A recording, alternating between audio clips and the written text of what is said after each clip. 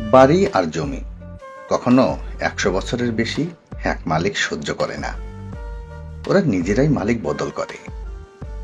অথবা বলুন, আপনি বাড়ি বদলান না, বরং বাড়ি নিজেই বদলায় মালিক। এই বাড়িটা দেখুন, যখন এটা তৈরি হচ্ছিল তখন এর মালিক আর তার পরিবার কত পরিকল্পনা করেছিল। রান্নাঘর এখানে হবে, বাথরুমের আকার এমন হওয়া উচিত, ড্রয়িং রুমে এই সোফাটা দারুণ মানাবে, এমন কত পরামর্শ, কত স্বপ্ন আঁকা হয়েছিল এই বাড়ি ঘিরে। যখন তারা এই বাড়িতে থাকতে এসেছিল তাদের মুখে আনন্দের দীপ্ত ছিল। গর্ব করে অতিথিদের দেখিয়েছিল, অতিথিরা প্রশংসায় ভরিয়ে দিয়েছিল। কিন্তু কদিন পরেই হয়তো সেই মালিক বদলে গেল, অন্য কেউ এসে উঠল।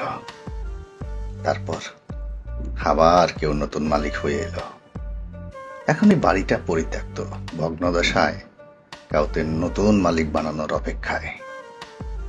শোনা যায়, কোনো জমি বা বাড়ি ১০০ বছরের বেশি এক মালিকের হাতে থাকে না, ওরা নিজেরাই বদলায় মালিক। তাই ভ্রমে থেকো না যে তুমি জমি বাড়ির মালিক।